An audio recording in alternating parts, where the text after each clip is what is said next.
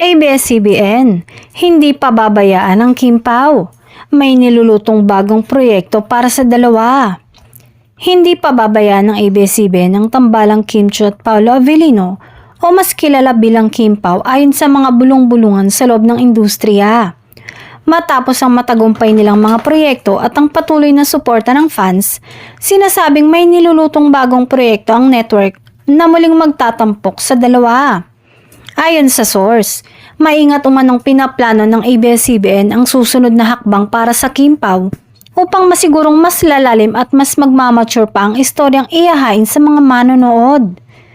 Hindi raw ito minamadali dahil nais ng network na bigyan ng dekalidad at kakaibang material ang tambalan na minahal ng publiko.